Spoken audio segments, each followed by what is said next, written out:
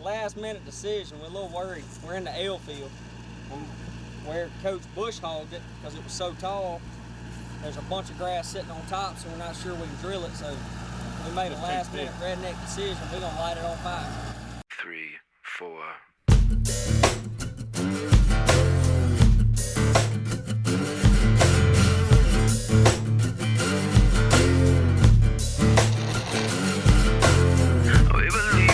Supermarkets, your person who likes to gun tattoos. Someone died for our sins, and rich people get the blues. It's rank and file and air and trial to get born in a nice family. Hell, you might even get to be president. We'll make some calls and see what we can see. Come on.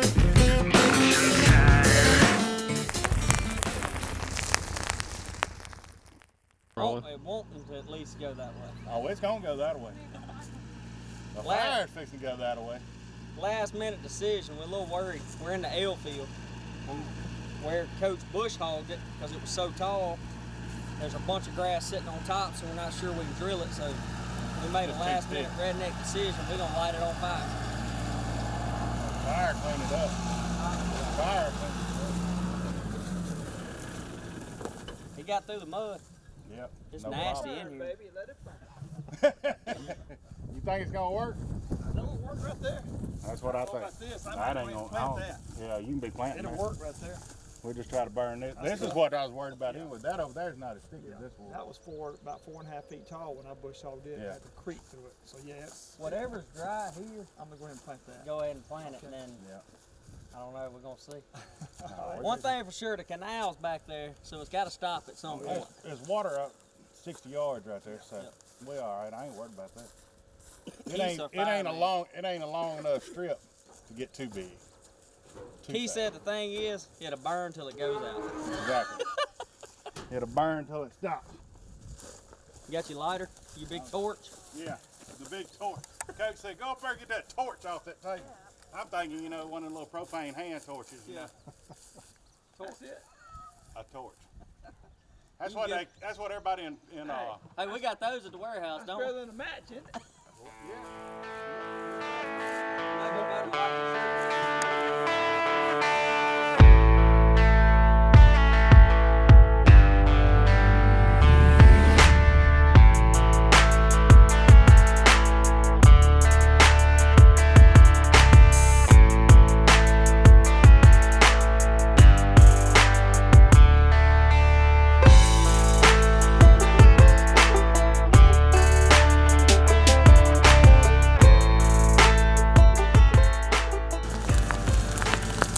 Well, Trent, we keep trying and trying. We finally got something that worked like it's supposed to.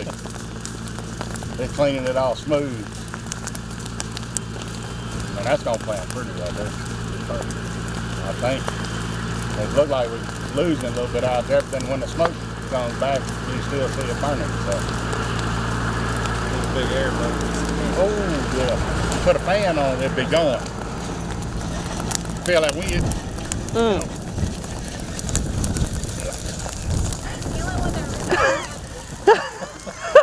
Now they got more of them. We ain't worried about it.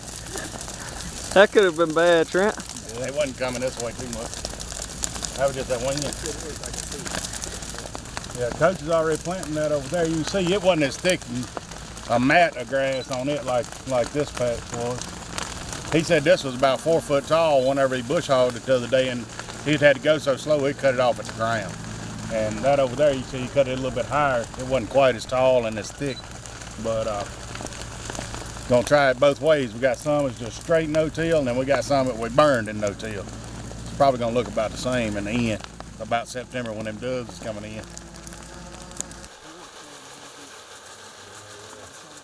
It's the first, huh? The first time for me planting sunflowers with a drill. What, when you farmed, it was all corn and soybeans? That was mainly soybeans, cotton, and rice. Really? Back when I farmed. So this is different, but I never had to worry about. We're doing this mainly for bird hunting. We'll try to have a big dove hunt here in September. So putting out sunflowers is the way to go. Probably our biggest trouble is going to be deer not eating them. But our plan is we're going to plant the whole airstrip, which this is actually our test site. So we'll break this into each blend of backwoods for the fall. But for the September dove hunt, we're gonna plant the whole thing in sunflowers, and then we're gonna plant Elfield in sunflowers and Dixie 6 in sunflowers. So that way we'll be able to bring dealers in. We can kind of house everybody right here at the camp and then shuttle them out. So it'll work really good. But this is the best dirt on the whole place right here. That's why we're able to start on this piece of This dirt. is the only dry section that we can get on today because the airstrip, they brought in a bunch of dirt I don't know how many years ago. We'll see. We got a drill, which is not ideal. Wish we had a planter, but we're gonna try to make it work. Coach got in there and we cut some signs and put them in there and spaced it out. We got a hole, every 36 inches. Yeah, we're trying to cover up with other holes. We don't put them 7 inches apart. We're gonna put them 36 inches apart because they say the fewer rows, the bigger the sunflowers get. So we're gonna try to plant them like you would a row crop, but we don't have a planter. So we're gonna do it with this drill and try to see if it happens. And gonna plant them shallow. We're not gonna plant them too deep. Of course, out here, all the water we're gonna get continue next week. Got some rain, so we're gonna try to get them in the ground before it rains Monday. I think they will come up. We got at least 3 to 4 days straight of rain coming in. But Backwoods Attraction Showtime sunflowers. And we sprayed this. We videoed that the other day. We sprayed the whole airstrip and put Roundup on it, so it's drill ready. It's got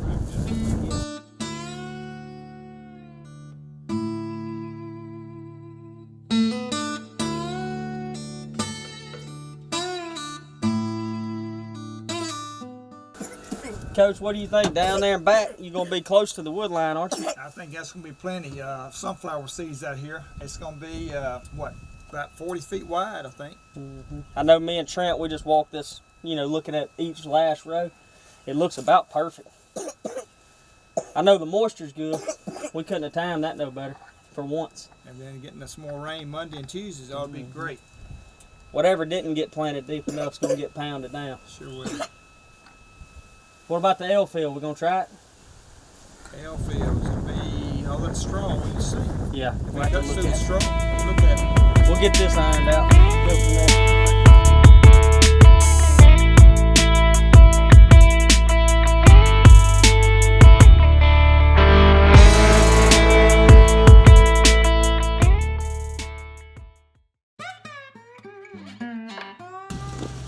Joey, they about demolished this Mississippi Delta pigs. Flipped our boss buck over, but looked like they cleaned up all the buck trio, but we grabbed some more bags. Coach is finishing up soybeans right here in what we call the cottonwood plot. And we got a halt ladder stand right there in the corner. It's a beautiful field, and early season could be really good with the soybeans. But we're gonna keep the feeder topped off with buck trio.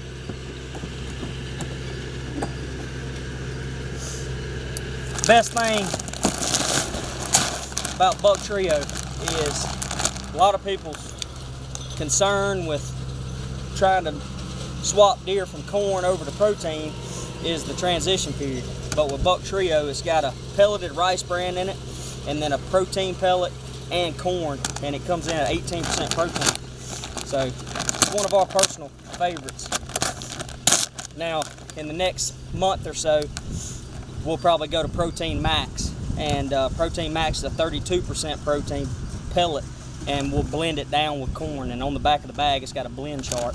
We'll probably go up to, I'd say, 20-22% here in the next couple weeks, but right now we're still filling them up with buck trio.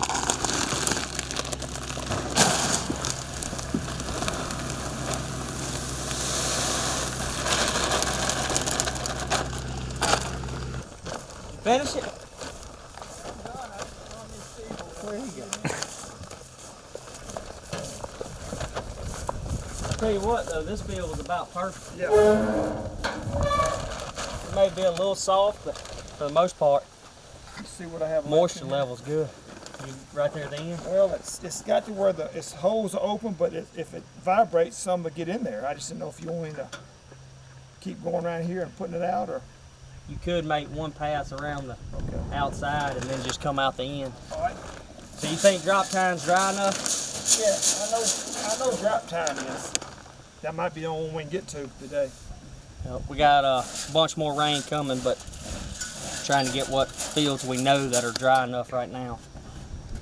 We got one more field, pretty much dead center of the place. Not far from where Chris actually shot his big deer this year, but called Drop Time. It's just a small field, but it is dry enough, so we're gonna put beans in it. Yeah, one problem we have too, we got so many duck holes, we're trying to keep the water in there, and the duck holes, the water feeds into some of the rows, get into some of our food plots, and some of those rows are covered with water, and it's not very safe, especially on the Can-Am.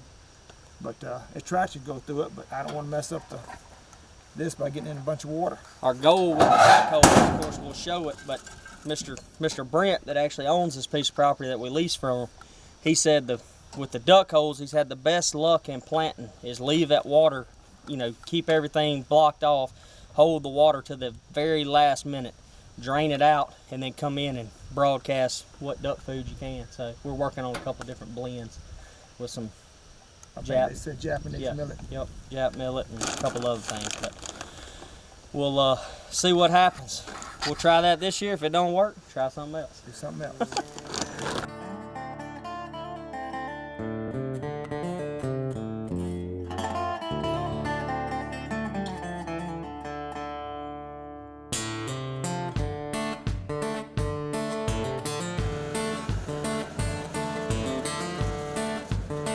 What you think?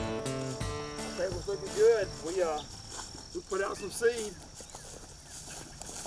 Yeah, I don't think we got to go back and check to see how much seed. No, we did good putting out a lot of seed. Of course, you can see that we bush hogged this last week. We came and sprayed it a few days ago, so it's gonna die. And this is dry, one of the drier spots on this back corner of the place. So looking forward to it coming up. There was a couple soft spots for the most part, though it couldn't have done any better. No, I think it did good. I mean, it didn't cover it up like, but we just don't have the dirt for this stuff to work like farmers in the area. Just some of the worst of the worst of buckshot. Our main goal is trying to get crops into more of the center of the place instead of around the perimeters, and like this one is probably as close as we'll go to the property line, and then we'll kind of, as it dries out, we'll work our way back through the middle of the property and try to get some forward soybeans out, and I'm probably gonna scrap the corn. It's probably too late. Well, this is the second step of our recruiting process, trying to recruit the deer from other areas to live here. And so we got the feeders been going. They've never run out of feed. And we put the first feeders full of buck trio on this place August of 20 is when we got it. And we've constantly fed buck trio. Now we went to corn in the end of November, 1st of December, and then right there at the 1st of January after the rut, we pumped buck trio back in all of them. But it's going to be interesting to see the body weights, how much they jump, which last year, I mean, we shot several deer in the 270, 280 pound range, which I don't know if they get much bigger in Mississippi, but no. It's going to be interesting. A full year worth of protein, and first time in a long time this place is going to have soybeans all over it, so it's going to be good. It's going to be exciting. You got a full-time job. I like it.